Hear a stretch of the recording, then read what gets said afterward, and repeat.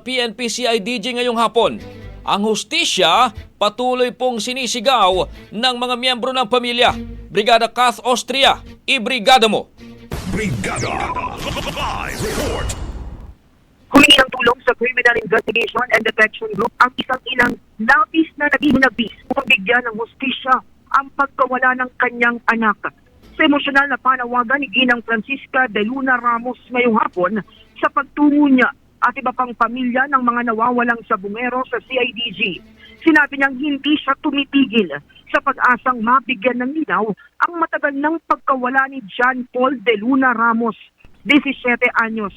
Ayon sa kanya, umalis si John Paul kasamang ilang kaibigan patungong Santa Cruz, Laguna para magtrabaho.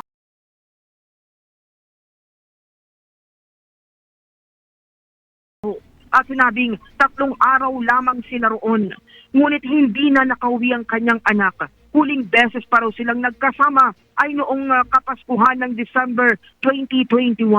Matapos ang matagal na katahimikan at kawalan ng update sa kaso, umaasang ina na sa pamamagitan ng CIDG ay mabibigyang pansin at katarungan ang sinapit ng kanyang anak. Hiling ng iba pang pamilya na mapanagot ang sino mang nasa likod ang pagkawala ng kanilang mahal sa buhay at mabigyan ng kapanatagan ang kanilang kalooban matapos ang matagal na pagdurusa. Narito ang bahagi ng panayam kay Ginang Ramos. Punta po siya sa Santa Cruz, Laguna para isinama nung mga kasama niya. Bali 3 araw lang daw po. Subalit hindi na po siya nakarating. Napakasakit po sa akin kasi nagkasama pa po kami ng Pasko pero bagong taon po. Hinintay ko siya, hindi na po siya bumalik. Para po sa akin talaga humingi po ako ng hustisya para sa aking anak at sa akin pong pinsan na nawawala.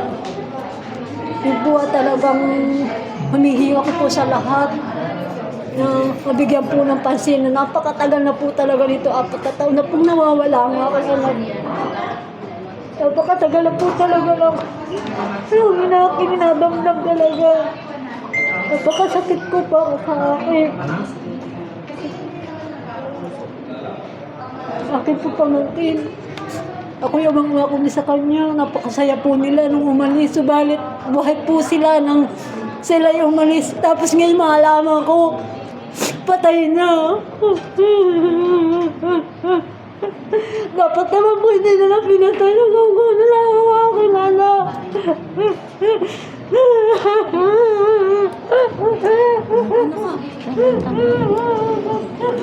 Salamat po na lang po.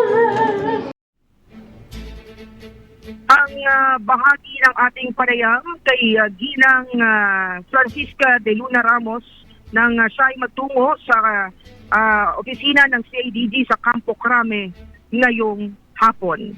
In the heart of changing lives, ako si Brigada Kath Austria ng 105.1 Brigada News sa Manila, The Music and News Authority. Ang bahaging ito ay hatid sa atin ng Drive Max Coffee. Ligayang tuloy-tuloy.